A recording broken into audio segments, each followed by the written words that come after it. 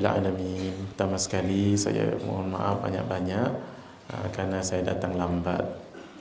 Yang kedua, berkenaan dengan kitab. Buku ni saya nak terangkan dulu apa yang berlaku semalam. Semalam saya telah survey ke kedai-kedai di Jalan Tunku Abdul Rahman. Paling kurang 3 kedai. Al-Barakah yang dekat Jekyll tu, kemudian Pusaka Indonesia yang di bawah tu opposite Masjid India, satu lagi kedai tak ingat. Finally kedai ni je ada, kedai Pusaka Indonesia juga, tapi Fajar Ilmu Baru ke nama kedai itu, dan bilangannya cuma ada 48 buah, 48 naskah. Nah, ada hamba Allah yang nak infakkan buku ni kepada ahli jemaah sini, tapi beliau niatkan untuk infakkan, untuk hadiahkan 100 buah. Yang ada cuma 48 buah. Jadi macam mana ceritanya? Ceritanya ialah saya datang lambat tadi pun ada kaitan juga dengan buku ni. Sebab saya tadi di rumah photostat dulu yang dahulu tu, 3 muka surat. Maklum sajalah printer lama, jadi kita pun menunggu lama. Nah, dengan skill yang saya ada yang tak seberapa ini, sejam juga saya photostat yang lambat. Sebab saya fikir jadi mengaji ni kena ada kitab baru sedap. Kalau mengaji tak guna kitab, dia faham dalam dewan saja. Lepas keluar nanti tak perlu jauh, 7 langkah. Cuba tanya kawan, apa yang Ustaz Mahathir ajak tadi itu? Amrun i'tibari, amrun i'tibari. Nah, itu yang saya risau. Bila saya sampai dekat sini, bertambah risau pula saya. Sebab katanya ramai dah menunggu untuk buku ini, mungkin sebelum subuh tadi. Mohon maaflah, itu mubalarah tu, taklah sampai lagu tu. Jadi setelah berbincang tadi dengan Ustaz Khairul, dengan yang terlibat dalam nak mengagihkan buku ni, begini harap semua dapat setuju. Buku ini saya akan cuba minta izin penerbit untuk saya photostat, tapi bukan dalam bentuk buku, dalam bentuk photostat biasa sahaja. Sebab kalau dalam bentuk buku nanti ambil copyright, itu tidak baik dan tidak amanah. Jadi saya cuba nak hubungi mereka nanti untuk kami yang kita di Malaysia ni untuk guna ini. Sebab semalam saya pergi ke pustaka yang provide ini, dia katakan kalau nak tunggu bulan 9 nanti. Lama lagi, pasal kita nanti akan jumpa setiap minggu. Nanti setiap minggu tu faham dalam kelas sahaja, keluar tak faham lagi. Minggu depan faham lagi, keluar tak faham lagi. Jadi itu kurang manfaat lah. Jadi saya berpandangan begini, nanti insya-Allah mudah-mudahan dapat keizinan untuk di photostat ni, tapi yang photostat nanti tidak akan buat dalam bentuk buku. Dia akan buat dalam bentuk photostat biasa, mungkin di binding cantik lah. Di binding tepi itu lengkap daripada mula sampai akhir lengkap. Dan yang 48 buah buku tu, itu terpulang kepada budi bicara dan kebijaksanaan orang yang diamanahkan untuk memberinya itu. Macam mana caranya? Itu urusan mereka lah. Jadi ada 48 buah tu, 48 orang akan dapatlah sebiji ini, akan dapat. Yang lain kalau tak dapat jangan sedih, sebab yang penting isinya itu, bukan bukunya.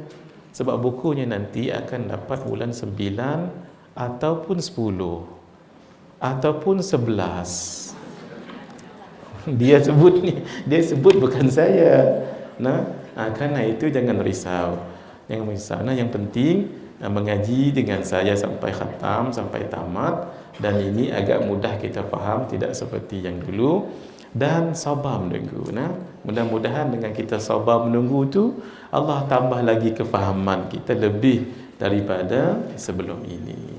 Itulah yang nak kita sebutkan sekarang. Jadi untuk lebih adil, supaya tidak berebut-rebut tadi, maka pihak berkenaan dan Ustaz Khairul masjid kita, beliau nasihat untuk ini tidak dibagi hari inilah. Masing-masing supaya sama-sama faham, nanti dibagikan bila tu wallahu a'lam bisawab. Tapi yang penting begini, satu je, yang penting letak dalam diri kita, saya tak dapat, tu penting. Ni habaq awal-awal. Habaq awal-awal hak 48 ni, saya tak dapat. Habaq lagu tu ya. Bila tak dapat, tiba-tiba dapat, alhamdulillah.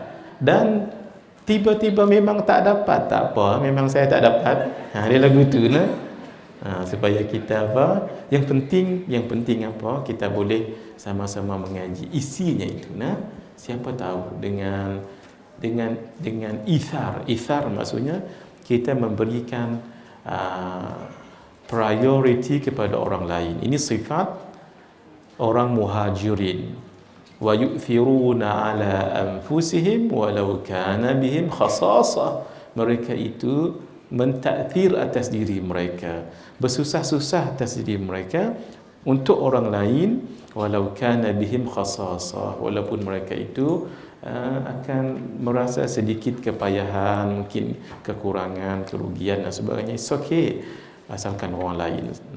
Itu ithar. Dalam bab contohnya makan, kalau kita seminar, kita the last two persons, yang last sekali, tapi ada satu ketul ayam saja dalam tu.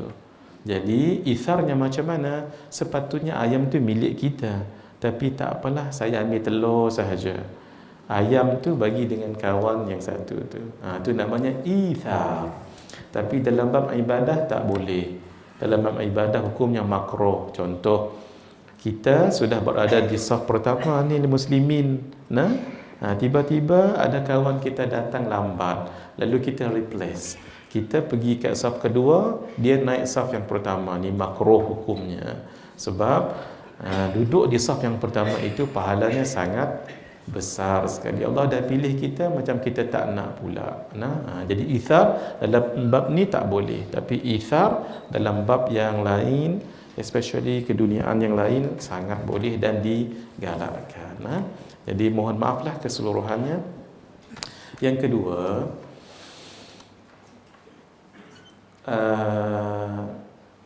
tapi yang ini tak boleh diceritakan pada semua.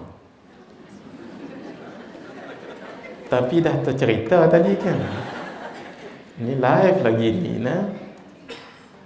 Asalnya begini. Nak cerita tak cerita ni? Cerita.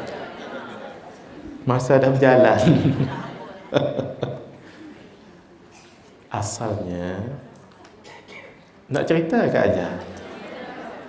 Saya ada hasrat untuk ijazahkan kepada yang hadir ni cara potong kuku bersanad. Maksudnya sanad macam mana? Potongnya hari Khamis, dan setiap orang bawa pisau. Jangan pisau tu orang zaman dulu. Pak saya pakai pisau, ya Allah, expert betul. Pakai apa orang panggil tu? Pengetip kuku ataupun pemotong kuku setiap seorangnya. Dan saya ketip, saya potong, yang lain di kanan. Tetapi oleh kerana beberapa keadaan yang tidak berapa mengizinkan, jadi saya terpaksa tangguhkan untuk ketika lain. Cuma hari ini saya nak juga ijazahkan ini secara ijazah saja, bukan secara buatnya. Sebelum saya buka kitab ini, takut saya lupa nanti. Nak potong kuku ada 4 cara. Nak potong kuku ada 4 caranya, dan afdal potong kuku hari Khamis. Bila hari Khamis? Esok. Preparing for the next day of Jumaat. Itu maksudnya. Kalau terlepas hari Khamis, hari Jumaat tak apa, pagi itu, sebab yang penting kita nak sebelum Jumaat itu. Ni tengok elok-elok nah. Tengok elok-elok lagu mana. Dia ada berapa cara tadi? 4 cara. 1. Cara ini ditunjukkan oleh Nabi SAW kepada Sayyidatuna Aisyah. Nabi sebutkan, ya Aisyah, ya Aisyatu, idza qallamtil adfar fabda'i bil wusta. Wahai Aisyah, kalau engkau nak potong kuku, potonglah kuku dengan mula ketiga jari ibu. Yang keempat jari apa ni? Jari manis ni. Jari manis, jari telunjuk. Yang penting tadi apa? Yang penting tadi dia bermula daripada tengah dan bersilang. Silangnya kena tengok. Silang yang pertama jari kelingking, yang lain mesti ikut sama. Semula cara yang pertama Nabi ajar Sayyidatuna Aisyah, tangan kanan, jari tengah, kemudian jari kelingking, kemudian jari ibu, kemudian jari manis, kemudian jari tunjuk. Selesai sebelah kanan. Yang kedua, jari kiri pula, tangan kiri, jari tengah macam tadi, jari kelingking, jari ibu, jari manis, jari telunjuk. Habis. Itu cara pertama yang Nabi ajar kepada Sayyidatuna Aisyah. Cara kedua, Nabi bagi umum sahaja. Apa kata Nabi SAW? Man qassa adfarahu, siapa yang memotong kukunya mukhalifan, secara bersilang, lam yara bi ainihi ramada, matanya nanti tidak akan sakit. Ni eloklah untuk orang yang pakai spektakel. Elok yang ini nah. Tapi yang ini tak payah buka spektakel. Kalau potong ni tak payah buka spektakel, nanti nak cari tangan siapa, nanti jari abang Haji di lain lagi cerita. Tapi kalau mengamalkan marhaban ya habibi yang kita ajar dahulu tu, itu kena buka spektakel. Faham tu nah kaedah tu. Kalau potong kuku nanti abang Haji jangan buka spektakel, nanti jari lain yang diketep ni yang dipotong yang dibuang. Tapi kalau asyhadu anna Muhammadar Rasulullah, buka dulu cermin mata tu, tak bawa, buat tangan marhaban ya habibi qurrataini Muhammadin sallallahu alaihi wa alihi wasallam, kucut dan bawa kat sini. 1 2 3. Nak tambah fakashafna anka rita'afa basarukal yauma, Habib pun boleh juga. Tapi itu untuk adhan. Yang ini tak, jangan silap. Baik, macam mana caranya? Nabi sebut tadi, sesiapa yang memotong kukunya dalam keadaan bersilang, maka matanya tidak akan dilihat sakit. Maksudnya matanya tidak sakit. Tapi caranya pelik sedikit. Sama kaedah, mula dengan tangan kanan, cara berdoa dengan tangan kanan, tetapi dimulakan dengan jari kelingking. Kelingking bersilang juga. Kelingking, tengah, ibu, manis, telunjuk. Habis. Yang kedua, mula dengan sebelah paling kiri. Yang the last far left, yang paling kiri ni. Apa dia yang paling kiri? Kalau sini yang paling kiri apa? Jari kelingking. Ini yang paling kiri, ibu jari. Macam tu saja. Ibu jari, tengah, kelingking, manis, telunjuk, manis. Itu je bezanya. Semula tengok saya, jangan tengok jari orang. Tengok saya, sebab saya yang sumbernya ni nah. Cara yang kedua tadi sama, cara berdoa mulakan dengan tangan kanan, jari paling sebelah kiri. Kalau tangan ni jari sebelah kiri mana? Kelingking, tengah, ibu jari, manis, telunjuk. Sebelah kiri paling ujung, ibu jari, tengah, kelingking, telunjuk, manis. Kadang-kadang dia jam sekejap, banyak sangat jari. Itu cara yang keberapa? 2. Yang ketiga, cara Al-Imamul Ghazali rahimahullah. Al-Imamul Ghazali rahimahullah. Macam mana? Sama dengan kaedah berdoa, sama kedudukannya, jari kanan. Tapi jari kanan ni tengok dia bermula dengan jari telunjuk. Tengok tengok saya dulu. Telunjuk, tengah, manis, kelingking, sambung dekat kelingking sini. Dia macam doa tadi. Itu yang kata doa, sambung. Semula telunjuk, tengah, manis, kelingking lagi. Sebab kan berdoa tadi kelingking. Ni manis, tengah, telunjuk, ibu jari. Dia gitu. Bila ibu jari ni, ibu ni jangan tinggal. Tengok-tengok, kenapa panjang ni? Lupa kata. Nak kena tunggu kami depan ke? Jangan, potong lalu. Itu cara Imamul Ghazali. Yang terakhir, cara Imam tak jelas. Sekali lagi cara berdoa macam ni, tapi mula dengan jari telunjuk sampai kelingking kanan, sambung kelingking kiri sampai ibu. Kan ni satu lagi belum. Gostan situ lagi.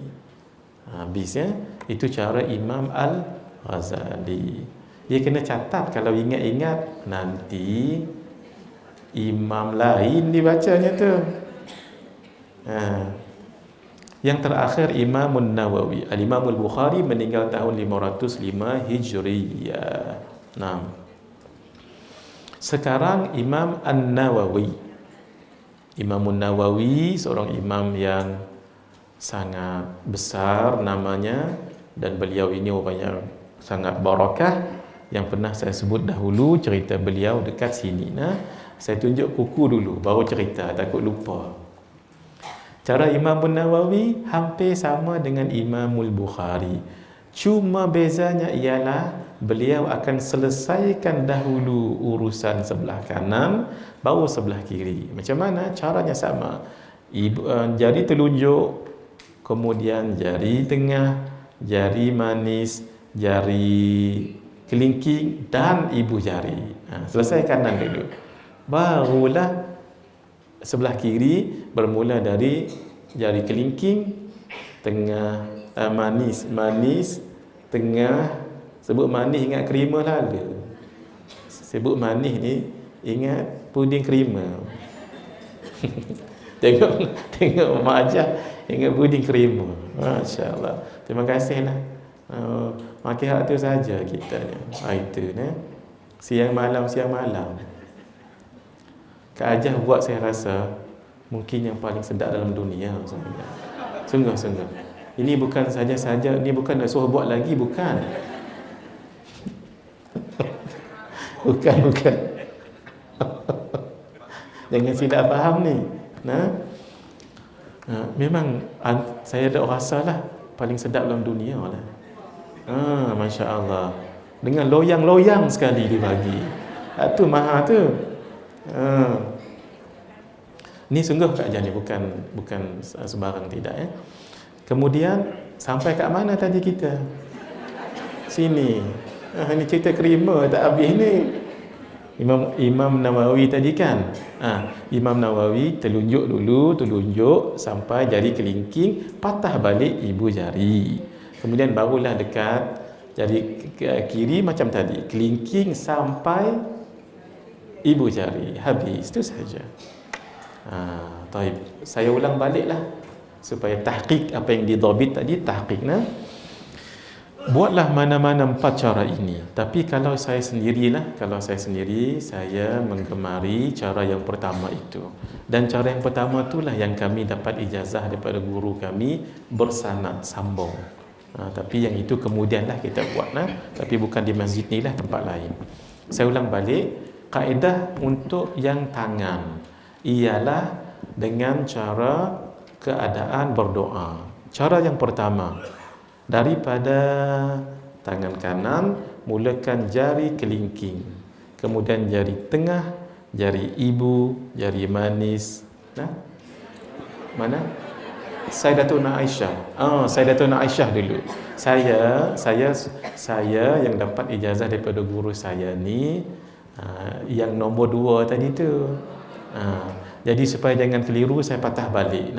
Sayyidatuna Aisyah dahulu. Caranya ialah jari tengah, jari kelingking, jari ibu, manis dan telunjuk. Sama juga dengan sebelah kiri, mulakan dengan jari tengah, jari kelingking, ibu, manis dan telunjuk. Habis. Cara yang saya selalu buat dan itulah yang saya praktikkan setiap minggu. Apa? Caranya ialah dengan jari kelingking dulu, baru tengah, barulah ibu, barulah manis, barulah telunjuk. Barulah dekat sini mulakan dengan ibu jari, kemudian tengah, kemudian kiri, kelingking, kemudian telunjuk dan manis. Kemudian cara Al-Imamul Ghazali, paling bagus kita rotate lah setiap minggu.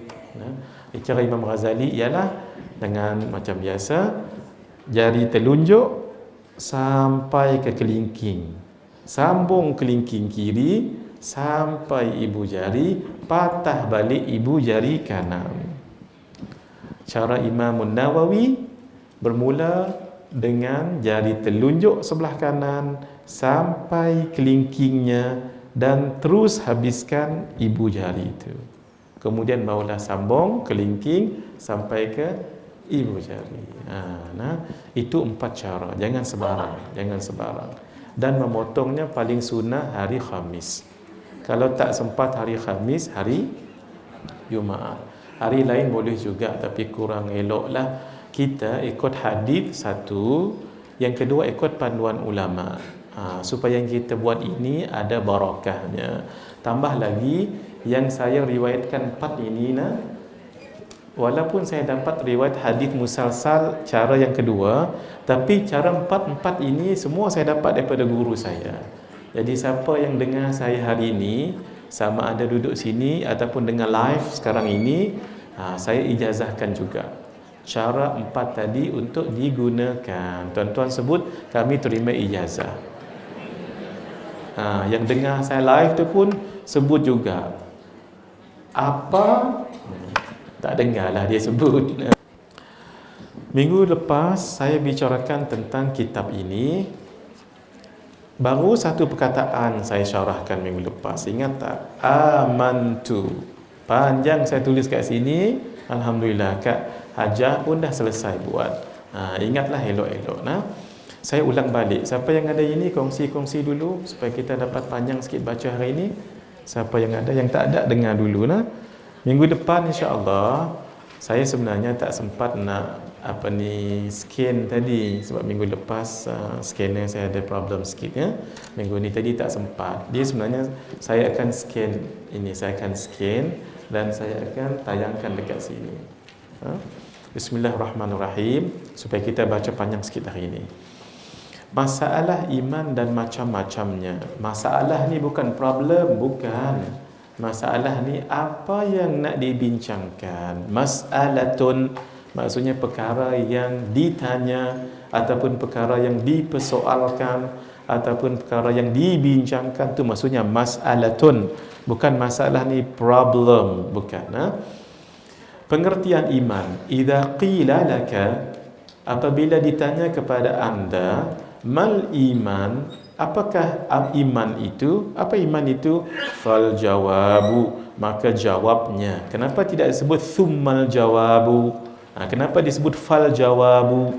Fa itu lebih laju daripada thumma. Kan kita baca dalam surah Yasin, innama amruhu idza arada syai'an ay yaqula lahu kun fayakun. Bukan kun thumma yakun. Fa tu maksudnya maka, thumma maksudnya then, kemudian. Tapi then ni dia take sometimes. Tapi kalau fa immediately, itu maksudnya apa? Maka jawablah dengan ilmumu yang kamu pelajari. Itu maksudnya fa ni. Kalau tak belajar ilmu, macam mana nak jawab? Sebab tu saya baca kitab ni selepas kitab Aqidatul Awam. Aqidatul Awam tu dah nak selesai dah, alhamdulillah. Di hujung-hujungnya, alhamdulillah. Sebab tu jangan risau sangat kalau tak dapat buku ni pun. Buku ni memang saya baca laju sebab dia ringan. Nanti patah balik ke Aqidatul Awam. Waktu tu baru kita mengaji sungguh. Saya akan cerita kenapa ada 20 sifat. Kan kita belajar dulu tu syurut apa tu? Asyurut al-ilahiyah. Nak jadi Tuhan mesti ada 20 sifat ini. Satu, kenapa? Satu, wujud. Dua, qidam. Tiga, baqa. Ada nama 1, 2, 3 ke? Tidak. Itu namanya tertib zikri. Kita tulis ni ikut sequence dia, ikut sebut sahaja, bukan wuqu'i, bukan haqiqi, bukan hakiki. Begitu. Kalau nak letak sifat Allah pertama qudrah, boleh. Yang kedua qidam, boleh. Ketiga kaunuhu mutakalliman, boleh. Tapi peliklah orang ini. Itu bermakna dia tak pernah mengaji mana-mana kitab sifat 20. Tapi kalau letak begitu haram hukumnya? Tak haram. Ulama ijtihad, cara letaknya itu cara ta'aqquli. Ini saja ni, ini intro saja ni. Jangan pening dulu. Apa ta'aqquli zikri? Memang mengaji tauhid memang payah. Tapi saya tak nak payahkan dulu tu. Kita dan khatam satu kitab tu kan. Mari kedua nanti lebih kemat ilmu ni. Tapi syaratnya jangan tinggal kelas. Syaratnya begitu, sungguh. Saya mengaji gitu. Saya mengaji dulu kan faham. Tak faham juga pun. Amrun i'tibari itu. Apa dulu 10 kali? Apa? Tapi kami tak pernah ada ilmu Yoko. Kalau Yoko ni memang tak percaya dengan guru, jangan. Kalau apa, tu masuk kita jahil. Apa? Tu tak apa. Kalau Yoko, kalau mari Yoko tu dia rasa dia pandai, orang lain tak pandai. Tidak lagi tu. Selama kita rasa kita pandai, mohon maaf kita jahil lah tu. Selama mana kita rasa jahil, pandailah kita tu. Dia ada syarat sebabnya tu. Kenapa wujud dahulu? Kenapa wujud dahulu? Ulama katakan sebab ini sebagai asas al-ilahiyah, asas ketuhanan. Tak ada benda ni tak boleh jadi Tuhan. Macam mana nak cerita Tuhan kalau tidak wujud? Wujud Allah itu macam mana? Apakah wujud itu sama macam manusia kah?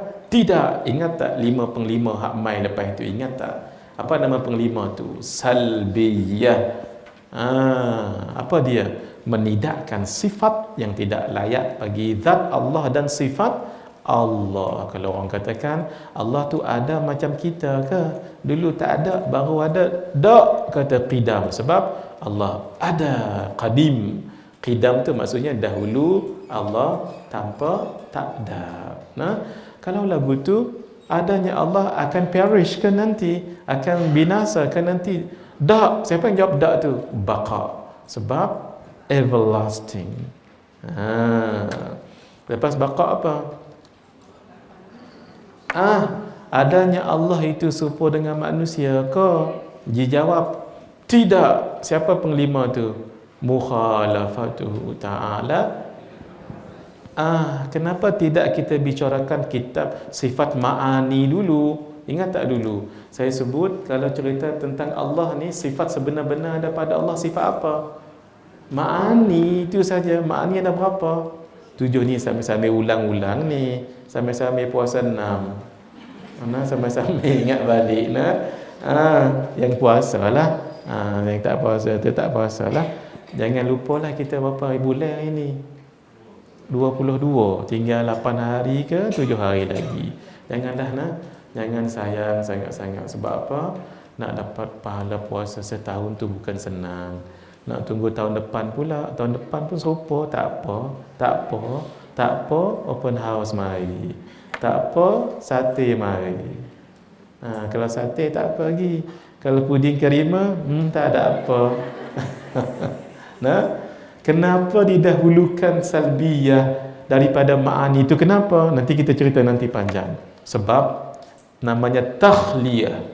Tahliyah ni kita nak bersihkan dahulu diri kita ni. Bukan diri Allah, tidak. Diri kita ni jangan sampai do not resemble Allah as any creations of Him.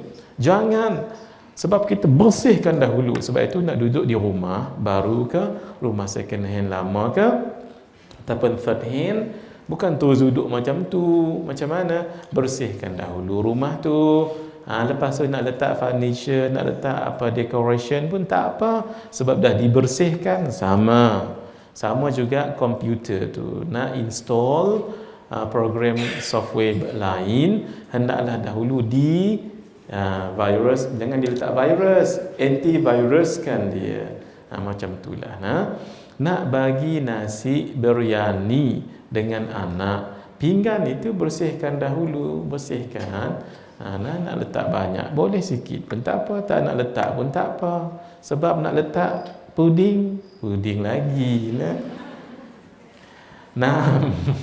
sebab itu disebut tahliyah. Barulah nanti cerita ma'ani. Ini panjang cerita ni, tak habis kita ni.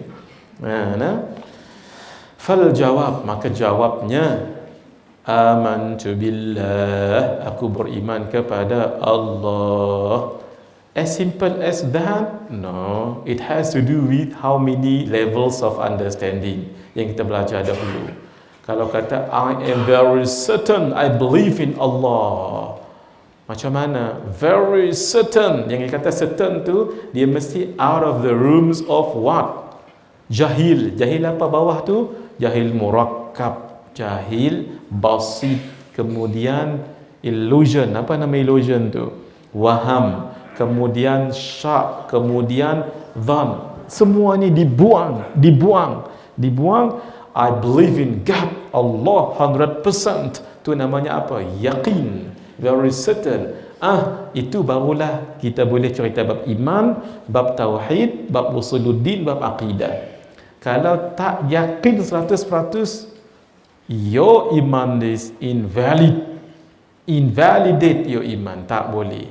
Dia yakin, dia mesti dengan apa? Dengan 100%. Itu saja kita sebut amantu billah tu, yang saya semalam minggu lepas tu saya banyak masa menulis amantu billah, sebab perkataan ini sangat signifikan. Perkataan ini walaupun dia punya satu je term iman, tapi orang yang berilmu macam tuan-tuan puan-puan yang dah mengaji ni, once orang sebut iman, dia mesti automatically akan datang dalam akal kita ni automatically. Apa? Dia mesti berapa perkataan? 7 perkataan ataupun 8.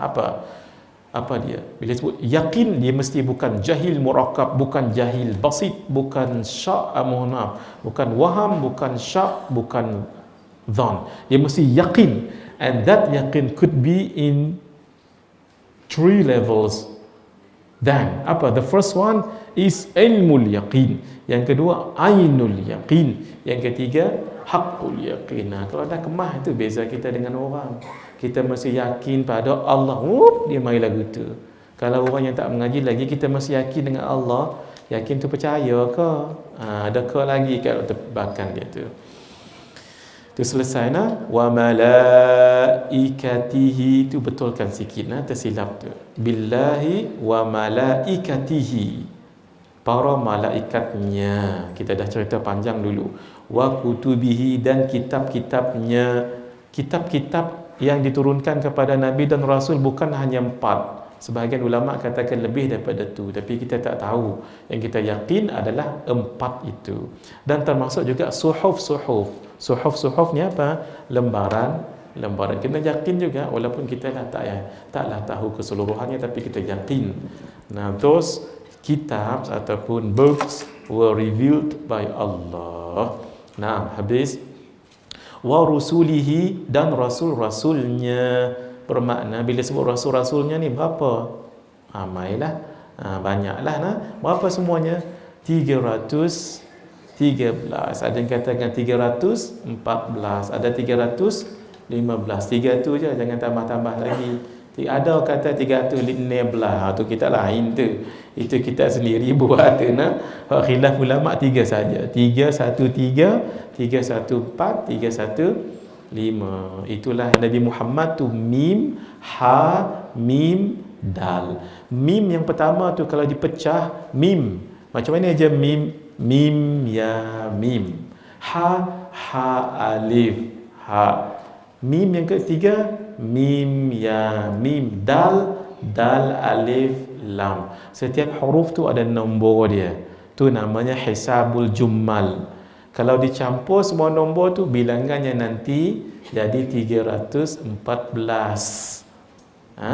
Itu mukjizat yang ada pada nama Nabi Muhammad sallallahu alaihi wasallam. Minggu depan saya cerita kenapa jadi macam tu. Minggu depan tu nak tunjukkan ada benda-benda yang jarang kita tahu tentang Nabi, tapi itulah hebatnya Rasulullah sallallahu alaihi wasallam. Wal yaumil akhiri, dan hari akhirat. Hari akhirat kenapa disebut akhirat? Sebab akhirat akhir untuk dunia. Today is Thursday. Yesterday was Wednesday. Tomorrow will be hari ni hari apa?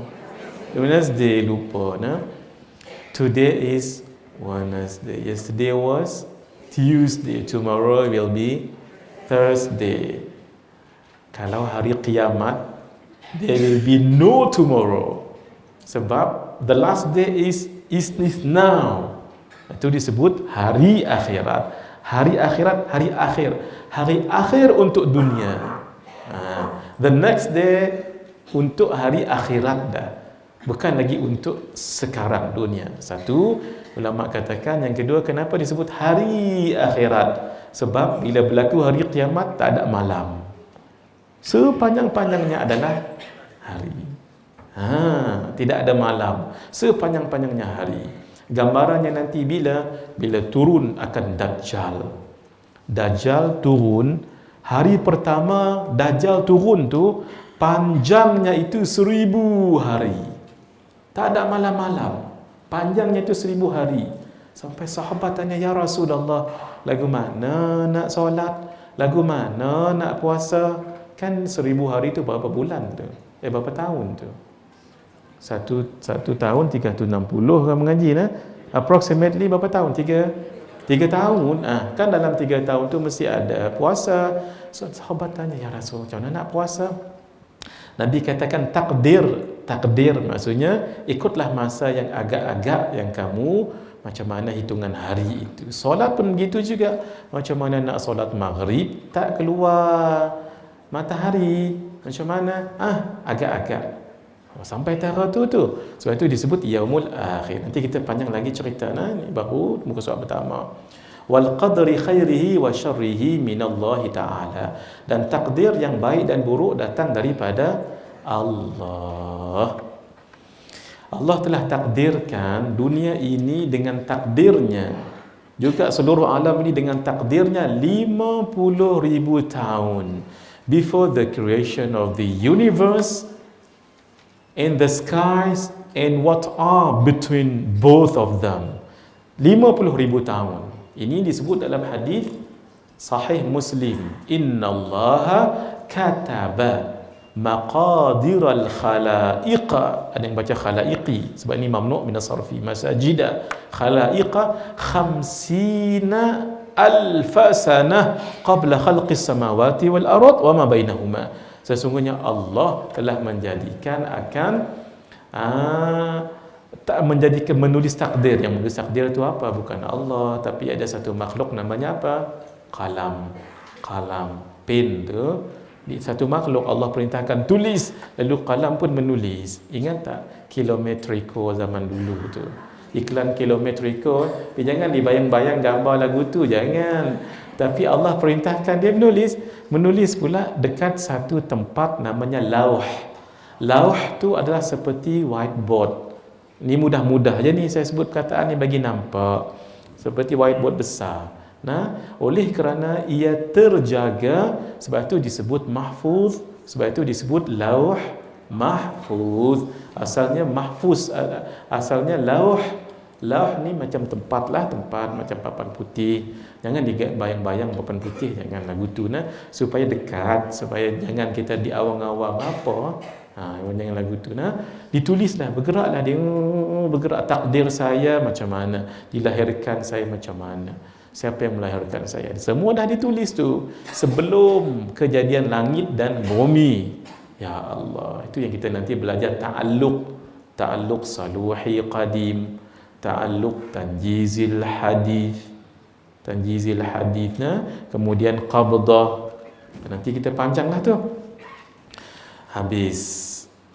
Maka jawapannya aku beriman. Maksudnya saya membenarkan dengan seteguh hati dengan menyatakan adanya Allah. Apa maksudnya? Wujudnya Allah. Tu first. Kalau Allah tidak wujud, macam mana sifat lain akan ada?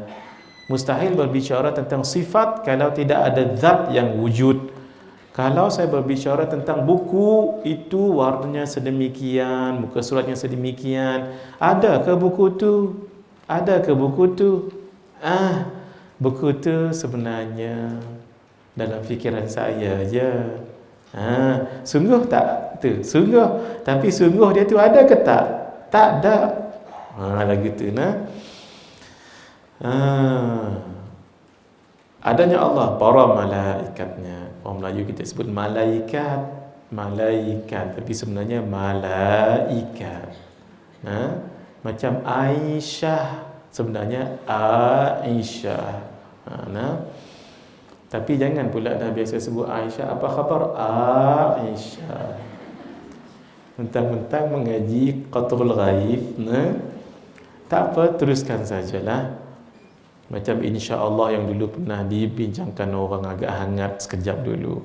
Tak boleh sebut insya-Allah.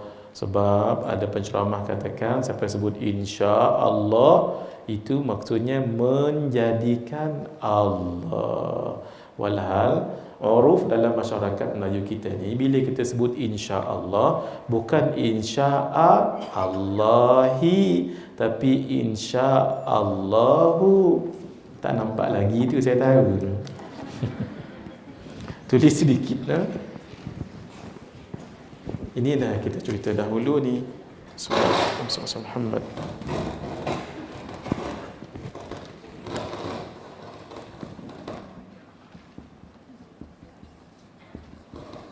Orang Melayu kita tulis insya Allah.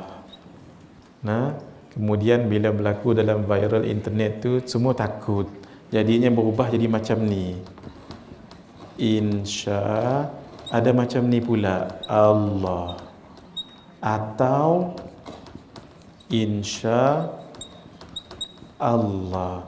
Sebenarnya nak tulis lagu ni boleh, ini pun tak apa. Sebab yang tak bolehnya begini.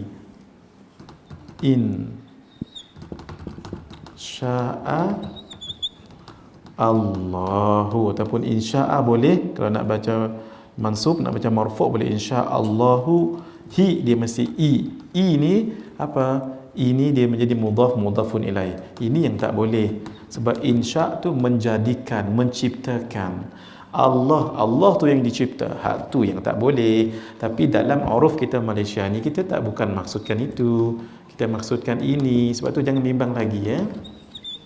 Yang kita masukkan ini insya-Allahu. Ini yang kita tulis. Yang kita tulis ini ke ini. Bukan kita maksudkan yang ini, kita maksudkan yang kedua ini. Apa maksudnya? In sekiranya syaa mengkehendaki Allah, kalau Allah mengkehendaki. Jadi in itu syaa fi'il, Allahu fa'il.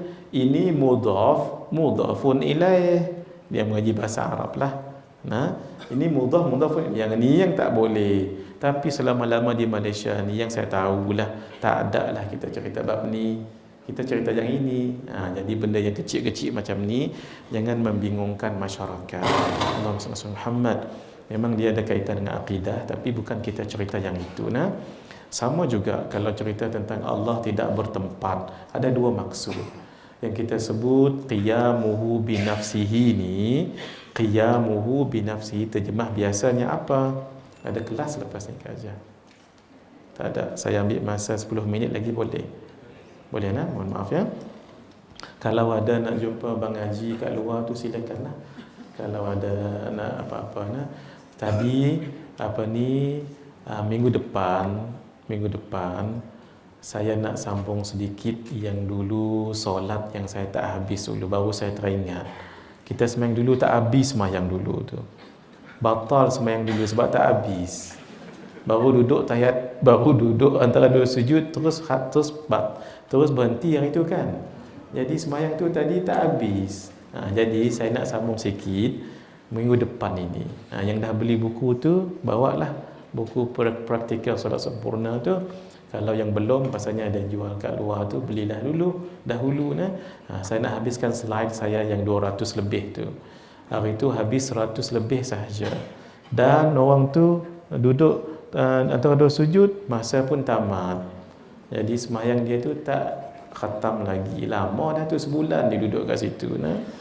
Jadi nak kena bagi dia selesai molek lah. Lepas tu nanti kita tak, maksudnya saya baca ni dulu, minggu depan baca ni dulu, barulah kita sambung sedikit. Taib sikit lagi ya. Ingatlah kita. Ini saya sebutkan ini walaupun nampak simple tapi dia melibatkan akan akidah. Jangan dipanjangkan lagi isu ni. Sebab dari segi uruf di Malaysia bila kita sebut insya-Allah bukan yang pertama tapi yang kedua. Faham nah? Taib. Takdir dan baik buruk daripada Allah. Nak buat macam mana? Kalau begitu ustaz, kalau sudah ditakdirkan kita ini ahli syurga ahli neraka, tak payah beramallah kita. Kalau begitu, jangan. Kalau begitu, kenapa kamu makan? Allah dah takdirkan orang itu nanti akan hidup ataupun tidak sihat ataupun sakit. Tapi kenapa nak makan juga? Sebab kita ada kemahuan. Sebab Allah bagi akal kepada kita. Dan kita berjalan sebenarnya mengikut takdirnya Allah. First, tambah lagi mana yang baik, mana yang buruk. Mana boleh. Contoh sekarang air ni air mineral. Satu lagi racun. Boleh tak saya pilih mana satu air, nak pilih mana dua, nak minum racun ke air? Boleh tak sekarang? Boleh, tapi kenapa saya tak minum racun? Saya akan pilih juga air lemonade. Air lemonade. Orang Kelantan tahu ni. Air lemonade, kecil botol tu kan. Cuma nak oyaknya jangan bubuh dalam freezer. Air lemonade tu jangan bubuh dalam freezer atas tu. Sebab kalau kita letak situ nanti dia jadi beku dan pecah. Sebab pernah ada orang tu ada pengalaman. Ada orang tu dia ada pengalaman. Jangan buatlah. Biar kena kat dia seorang. Biar kena kat dia seorang. Orang itu dia teringin nak kembali, teringat zaman budak-budak dulu. Zaman budak-budak dulu kan kita minum air tu kan. Kita tu kan kita minum air tu, ada cap kapal terbang, cakap macam-macam kan. Jadi Ramadan baru ni tadi terasalah nak minum. Orang itu tadi terasa nak minum. Oleh kerana nak minum air ni dia gas. Bila gas ni lemonade, lemonade kata orang Sarawak. Jadi minumnya kena air sejuk baru sedap. Jadi dia pun letakkan dalam peti sejuk. Sepatutnya letak di bawah tu kan, tapi dia nak cepat sejuk. Dia letaknya dekat atas. Tapi masalahnya dia lupa nak ambil. Dia memang nak minum tapi lupa nak buat macam mana. Bila ambil tengok, orang tu tengok dah pecah. Jadi saja-sajalah. Ada lagi hak sebelah, dia ada 12 botol. Ada lagi, lagi. dia jual. Ya Allah, mohon maaflah siapa puasa hari ini kita cerita bab makanan, bab minuman. Tak apa. Oh, lagi kuat iman kita. Nak dengar. Jawapan ini sebagaimana hadis yang diriwayatkan oleh Imam Muslim dari Sayyidina Umar bin Al-Khattab radhiyallahu taala anhu. Lepas ni bila kita dengar nama sahabat sebut radhiyallahu anhu. Kalau yang perempuan radhiyallahu, kalau Ibnu Umar radhiyallahu anhuma.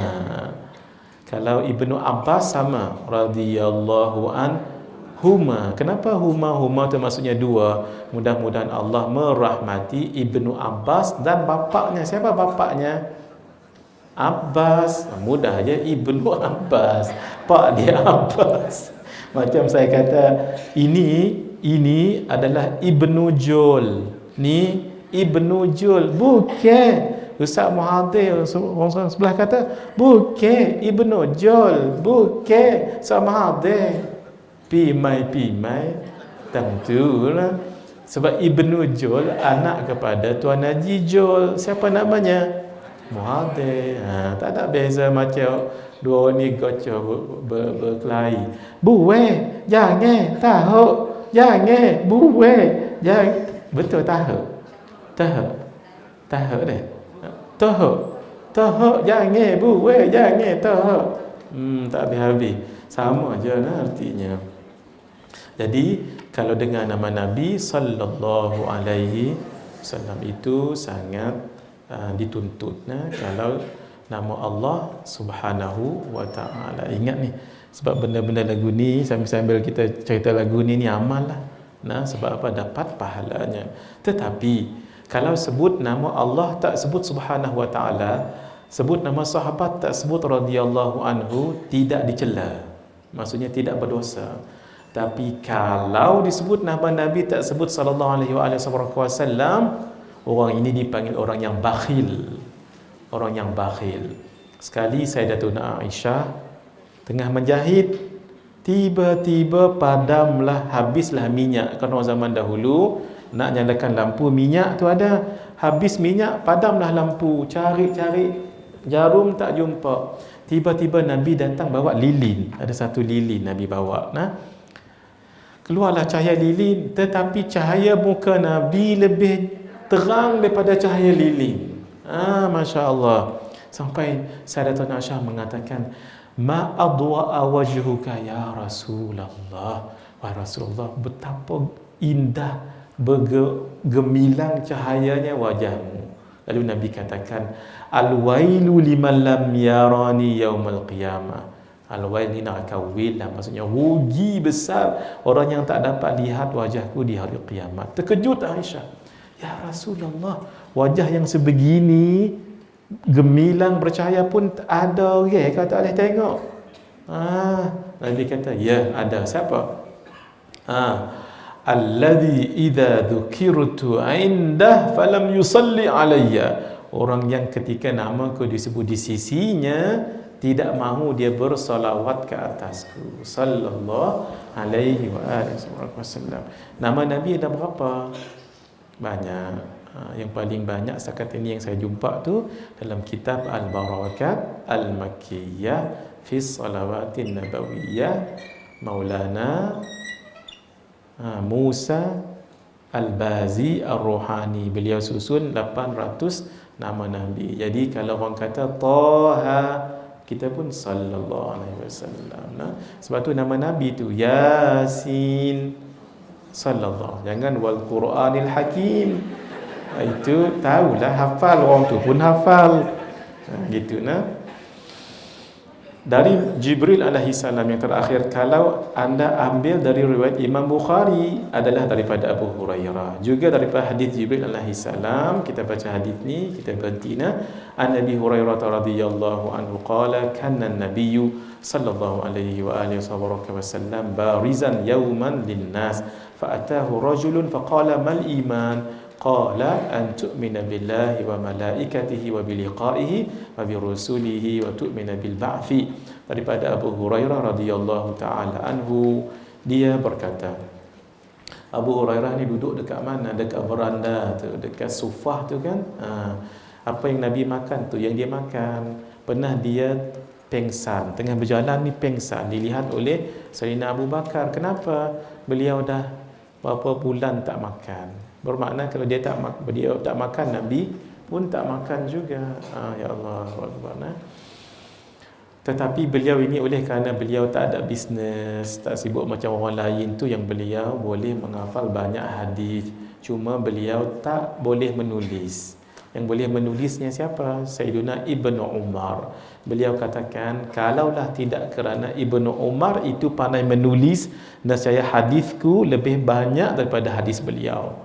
Tetapi beliau tak pandai menulis. Tapi dia punya ingatan tremendous, kuat sekali. Macam MP3, MP4, apa yang saya baca, apa yang kita sebut tadi, habis dirakamnya, termasuklah krima tadi tu, dirakamnya juga. Ya Allah, tu maksudnya double kuat ingatan. Itulah Abu Hurairah. Nama beliau adalah Abdul Rahman. Ada sekali beliau datang jumpa Nabi, dan Nabi lihat dekat jubahnya bergerak-gerak. Nabi tanya, apa tu? Ya Rasulullah, innaha Hurairatun, hirratun kucing, Hurairatun anak kucing, kitabun buku, kutaibun buku kecil, nahrun sungai, nuhairun anak sungai. Ada anak-anak tuan-tuan cucu nama Umair tak? Umair. Sedap nama Umair tu. Pernah? Umair, sedap nama Umar. Sebab ada adik-beradik kepada Anas bin Malik. Burung dia tu mati. Jadi dia pun sedih dengan burung tu. Nabi datang, ya Aba Umair, ma fa'alan Nughair. Wahai bapa Umair, apa yang dibuat burung kecil tu? Macam burung apa? Burung kecil burung layang-layang macam tu lah, burung pipit. Apa dia buat tu? Walah dia sedih. Dia sedih tengok burung mati kan. Jadi Nabi bergurau-gurau. Jadi dia pun suka sebab dipanggil Aba Umair. Dia kecil, dipanggil bapa. Wahai bapa Umair. Dia pun malu-malu suka. Di lagu tu. Itu cara Nabi bergurau dengan sahabat, dengan sahabat yang kecil-kecil. Kalau zaman sekarang, wahai bapa Ali, pening dia. Budak tu nama Ali. Kita nak ikut cara yang sama. Wahai bapa Ali, orang jangan sebut benda tu Pada suatu hari Rasulullah SAW berkumpul bersama orang ramai. Orang makna Nabi orang yang tawaduk, bukan eksklusif. Nabi bersama dengan orang ramai. Tiba-tiba ada seorang lelaki menghadap pada baginda seraya bertanya, siapa orang lelaki ni? Malaikat Jibril. Ni dalam riwayat Imam Bukhari ni. Kenapa malaikat menyerupai manusia dalam bentuk lelaki? Kenapa tidak perempuan? Tidak diriwayatkan malaikat menyerupai perempuan, tidak, tapi lelaki. Ada seorang sahabat Nabi yang pernah malaikat identically serupa mukanya. Siapa? Dihyah Al-Kalbi. Nama pelik sikit, Dihyah Al-Kalbi. Namanya pelik tapi handsome, memang handsome orangnya. Dihyah Al-Kalbi. Jangan bagi nama anak Dihyah Al-Kalbi pula, sebab Al-Kalbi itu maksudnya lain. Beliau ni Masya Allah, mukanya antara yang paling kacak di kalangan pemuda-pemuda. Orang Arab ni kan kacak. Orang Arab ni, Allah, tengoklah badan orang Arab tu. Perempuan dia pun kacak juga waktu muda. Waktu berumur kadang-kadang mereka tak bekerja, duduk kat rumah, kambing dengan lemak kambing. Faham maksud saya tu? Saya tak panjangkan yang tu yang itu teruskanlah. Oleh kerana itu, kalaulah ada orang minta sedekah dengan kita, kalau rasa hati tak apa nak bagi, bagilah dia berjalan dengan apalah salah kita bagi suria 2 ya. Jangan lupa jangan kita ni pelik, jangan-jangan sedikit, baru jangan-jangan tu belum pasti sedikit tu. Nah, sama juga kalau makan di kedai tom yam malam-malam tu, datanglah orang buta, dia jual tisu. Jangan sampai dibuka cermin matanya nak tengok buta tak buta.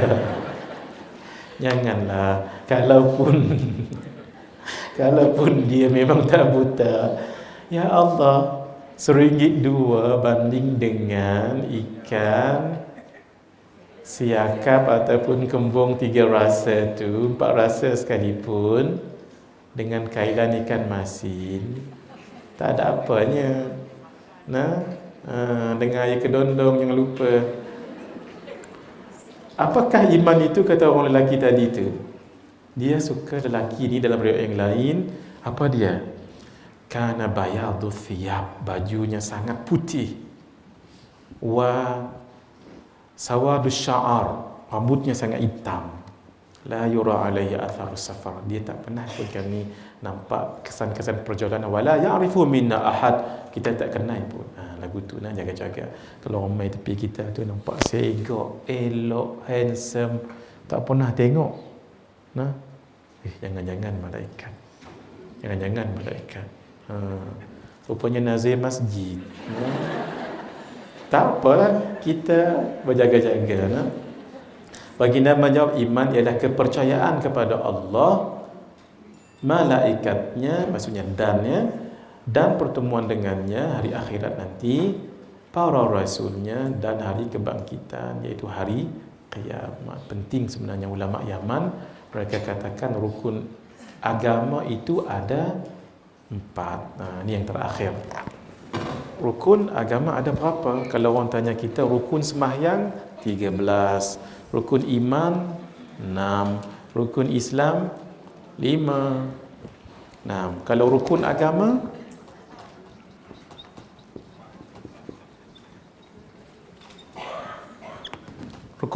macam mana nak tahu? Hadis Jibril. Hadis Jibril yang panjang tu. Last sekali, apa kata Nabi? Ya Umar, saya baca last saja, masa tak cukup. Ya Umar, atadri man sa'il? Wahai Umar, do you know the one who did ask you? The one who asked you, tahu tak siapa itu? Kata Sayyidina Umar, Allah wa rasuluhu alam, Allah dan Rasulnya yang tahu. Ini mengajar kita, kalau tak tahu bab agama, jangan berderah diri nak tahu juga. Habaq saya tak tahu. Nah, lagu tu. Sebab dalam kitab yang saya sebut dulu, ingat tak, Risalah Al-Mustarsyidin, Al-Imam Al-Muhasibi menukilkan apa yang disebutkan oleh Sayyidina Ali. Apa Sayyidina Ali ajar kita? Ta'allam la a'lam wa la ta'allam a'lam. Belajar sebut saya tak tahu, jangan selalu sebut saya tahu. In qulta la a'lam allimuka hatta ta'lam, wa in qulta a'lam sa'aluka hatta la ta'lam. Kalau kamu kata saya tak tahu, mereka akan ajak kamu sampai kamu tahu. Tapi kalau kamu selalu dah sebut ya saya tahu, mereka akan tanya kamu sampai kamu tak tahu. Ini dalam bab agama. Dalam bab agama, jangan dalam bab tandai. Tak mana tandai. Tandai kan? Wallahu a'lam. Itu zalim namanya tu. Nah. Kalau tak tahu bab agama, habaq tak tahu. Lagi tambah lagi tu bukan bidang kita. Nah. Jadi lalu kata Nabi yang akhir, innahu Jibril atakum yu'allimakum, innahu Jibril yu'allimukum dinakum.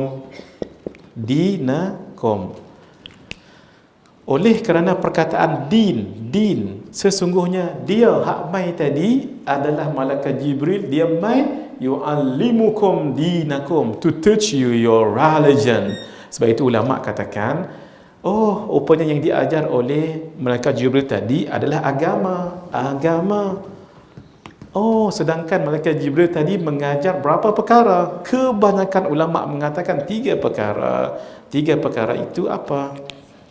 Yang pertama, mula soalan tu tentang Islam. Soalan kedua tentang mula-mula mal Islam, mal iman.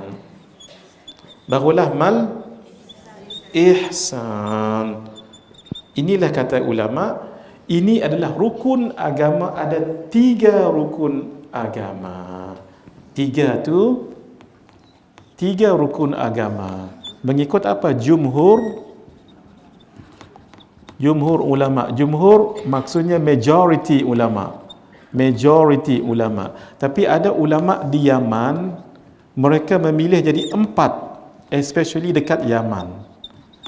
Rukun agama itu bukan 3 tetapi 4. Kenapa? Bukankah soalan yang last ditanya oleh malaikat Jibril? Ingat, akhbirni anis sa'ah. Sa'ah itu tentang apa? The last hour. Maksudnya, ini pendapat tak kuat, tapi tak mengapa saya tulis, iaitu tanda-tanda kiamat. Sebab yang di last part of hadis apa Nabi katakan?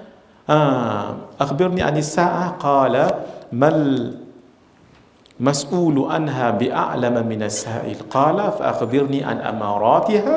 Lalu Nabi jawab, an talidal amatu rabbataha wa antara al-hufata al-urata al-alata ri'a asya yatatawaluna fil bunyan. Itu 2 tu. Jadi kata ulama, kenapa bukan 4, 3 sahaja? Ulama Yaman kata 4, ulama jumhur mengatakan 3 sahaja. Sebab ulama mengatakan 3 tanda-tanda kiamat. Bukankah masuk di dalam iman?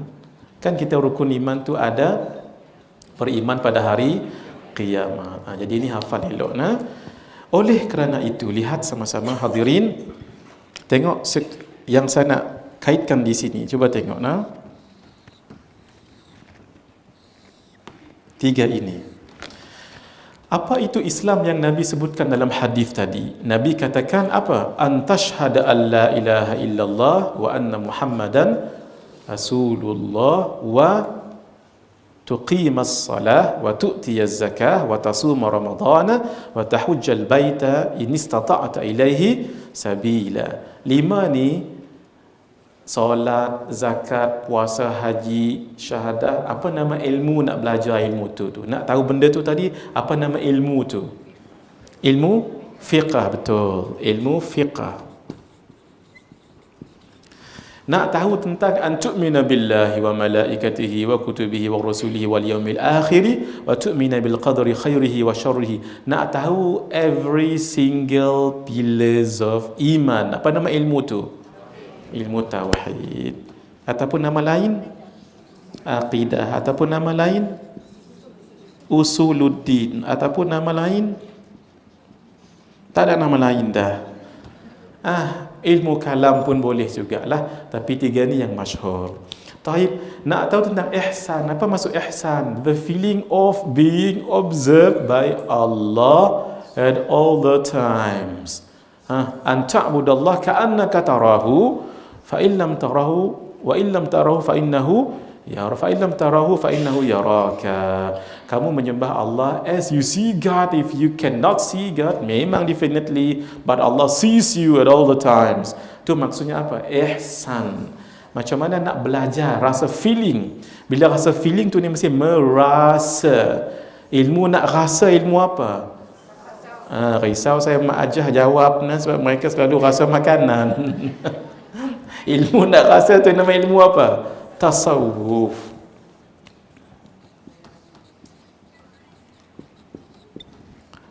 Karena itu wajib tak belajar ilmu fiqh? Wajib tak belajar ilmu tauhid? Wajib.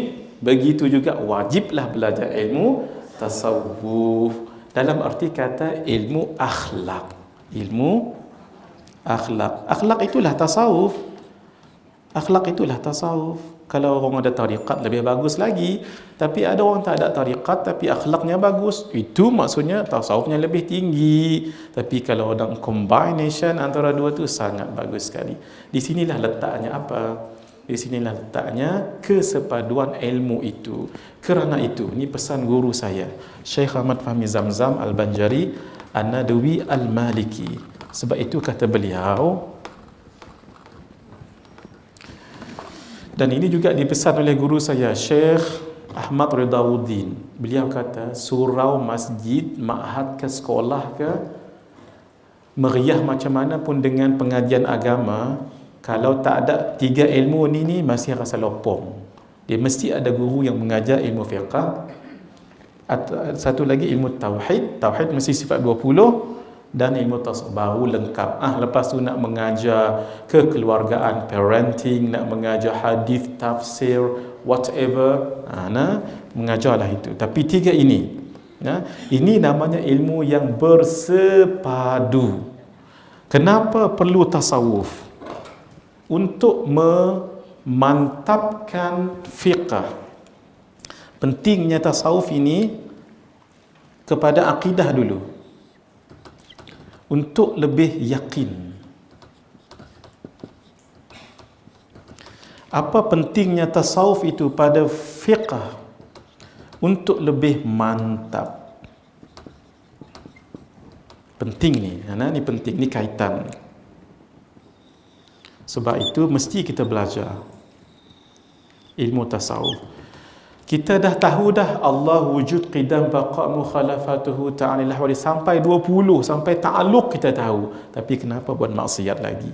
Sebab kita belum lagi yakin sebenar-benarnya the existence of Allah. Allah tu wujud, tapi how to feel the existence of Allah. Saya bagi contoh ya.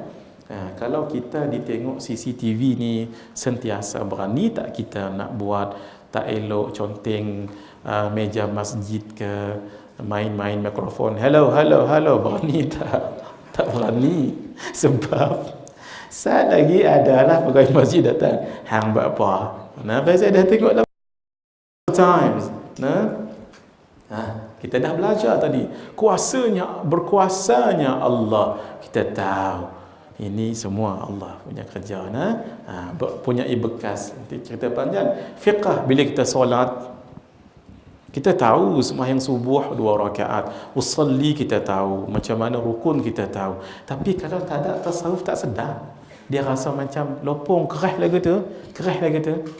Tapi bila kita baca Bismillah, dengan nama Allah, Allah yang maha mulia, yang memberikan segalanya, yang sangat penyayang. Macam mana sayangnya Allah sampai saya dijadikan manusia, bukan dijadikan, mohon maaf ya, monyet. Sebab itu kalau tengok monyet, sunat sujud. Sungguh, kalau tengok binatang mengaji, bukan binatang mengaji. Mengaji, kalau tengok binatang, sunat sujud. Bersungguh, sebab apa? Allah jadikan kita ini manusia. Jangan sujud dekat binatang tu. Balik rumah nanti, kan kita ajak cucu pergi ke zoo negara, baru masuk ke zirafah, Allah Akbar. Belum lagi ular, berapa ekor ular kat situ. Nanti main gajah, Allah tak ada nampak. Balik nanti bukan di situ. Sama kalau kita tengok orang sakit, Allah pilih kita ini, ya Allah sihat, Allahu Akbar, sujud kat rumah, jangan depan katil dia, jangan. Nanti 2 orang masuk ICU nanti. Kalau kita tengok orang tu buat maksiat, ya Allah syukur Engkau jadikan saya terlindung daripada buat maksiat itu. Orang tu meninggal dalam keadaan tidak beriman, ya Allah syukur Engkau lihatkan aku benda ini supaya saya nanti boleh channel myself untuk meninggal dalam keadaan beriman. Tu siapa yang ngajar tu semua tu? Tasawuf ajar ni. Sebab tu penting tasawuf ni. Jangan dikatakan tasawuf ni ilmu yang salah. Siapa yang kata ilmu tasawuf tu ilmu yang salah dan tak betul, paling ringanlah kita katakan dia ni jahil. Jahil tu tak tahu apa-apa, walaupun dia ustaz, walaupun dia profesor sekalipun. Tapi kalau terbit daripada mulut dia tasawuf ni tak ada dalam Islam, kita nak oyaknya, tak apa, mengaji lagi hak tu je. Kita tak nak jahat mulut. Kalau jahat mulut boleh. Almarhum Dr. Aziz Hanafi, beliau kata begini, siapa yang katakan tasawuf ini bukan daripada Islam, dan kalau dia tahu tasawuf itu dan dia kata bukan daripada Islam, murtad. Kita tak sampai lagu tu. kita tak sebut lagu tu. Paling-paling kita sebut, oh tak apa, demo mengaji banyak lagi, mengaji banyak lagi. Lagu tu. So dia tak tahu orang yang paling tinggi tasawuf siapa? Rasulullah sallallahu alaihi wasallam. Jadi minggu depan kami berusahalah untuk ni banyakkan dulu, barulah sedap sikit mengaji kan. Baru kita banyak. Saya lambat-lambat ni nak bagi peluang juga siapa yang tak ada buku ni nanti sedih nanti. Kalau ustaz dah pergi jauh, dia baru dapat ni. Supaya tak sedih sangatlah. Jadi begitu, tolong sama-sama kita berlapang dada nanti. First kali ingat saya tak dapat dah. Itu nah ilmu tadi tu tak dapat dah saya ilmu ni. Kalau dah dapat tak? Ya. Kuku kaki. Terima kasih ni ustaz nah. Kuku kaki mudah saja. Tak perlu buat doa macam lagu itulah kakinya. Jadi mulakan daripada jari kelingking kaki kanan, terus ini kaki kita kan, ni agak kat kaki, mulakan dengan jari kelingking, manis, setengah, telunjuk, ibu, sambung lagi dengan ibu lagi, ni saru sampai kelingking. Dia kaedah dia mudah. Kalau kaki mudahlah, daripada kelingking kanan sampai kelingking kiri. Buatlah nanti nah. Sunnah Nabi lah hari Khamis juga. Esok hari lah. Sebab itu saya tak tahulah dekat sini orang Sarawak kalau pergi dekat nenek-nenek atau orang yang berumur, mereka ada simpan pengetip kuku tu ataupun pemotong kuku tu kecil. Dia beli banyak-banyak, siapa datang rumah dia tu dia hadiahkan, nak ambil ni. Kalau kita ni menghinakan saya ke? Kalau orang tak faham lah, ini kuku ni menghinakan saya ke? Tak. Ni saya nak bagi tahu dan saya nak buat pencerahan, nak bantu nenek-nenek dahulu ni. Sebenarnya dia nak suruh kita jaga fitrah. Apa dia fitrah? Fitrah itu ialah memotong kuku, memotong misai, mencabut bulu ketiak. Dalam mazhab kita Syafi'i, cabut bulu ketiak tu. Cabut memang menangis sikit lah. Kalau kita potong macam ni, dia akan tumbuh dengan mekarnya. Mohon maaf, kalau kita cabut dia tidak. Mohon maaf ya, yang satu lagi dekat kawasan itu. 40 hari itu jangan dibiarkan. Dan kuku tadi, sebab tu dibagi yang kecil ni. Sebab itu lepas ni jangan pandang tak elok pada orang yang bagi pengetip kuku. Bagi kuku tu yang pelik, pengetip kuku tu kemudian kuku tu jangan disepah-sepah. Lepas kita ambil kuku tu, paling bagus kita tanam lah. Kalau tidak, kita bubuh dalam satu bekas elok, tisu ke apa, bubuh dalam tong sampah. Mohon maaf lah saya ambil masa sikit hari ni. Lupa kita baca yang mula-mula tu, kita bacakan tu sebagai penamat hari ini sama-sama. La ilaha illallah Muhammadur Rasulullah fi kulli lamhatin wa nafasin adada ma wasi'ahu ilmullah. La ilaha illallah Muhammadur Rasulullah fi kulli lamhatin wa nafasin adada ma wasi'ahu ilmullah. La ilaha illallah Muhammadur Rasulullah fi kulli lamhatin wa nafasin adada ma wasi'ahu ilmullah. Allahumma anta rabbi la ilaha illa anta khalaqtani wa ana abduka wa ana ala ahdika wa wa'dika mastata'tu. أعوذ بك من شر ما صنعت أبوء لك بنعمتك علي وأبوء بذنبي فاغفر لي فإنه لا يغفر الذنوب إلا أنت. اللهم صل على سيدنا محمد وأنزله المقعد المقرب عندك يوم القيامة. اللهم صل على سيدنا محمد وأنزله المقعد المقرب عندك يوم القيامة. اللهم صل على سيدنا محمد وأنزله المقعد المقرب عندك يوم القيامة. جزى الله عنا سيدنا Muhammadan sallallahu alaihi wa alihi wa sallam ma huwa ahlu. Jazallahu anna sayyidana Muhammadan sallallahu wa alihi wa sallam ma huwa ahlu. Jazallahu anna sayyidana Muhammadan sallallahu alaihi wa alihi wa sallam ma huwa ahlu. Saya ijazahkan ya, siapa yang hadir nak mengamalkan amalan dalam kitab amalan orang salih tu, saya ijazahkan. Siapa yang belum dapat ijazah, mohon maaf semua. Hadza wa billahi taufiq wal hidayah. Wassalamualaikum warahmatullahi wabarakatuh.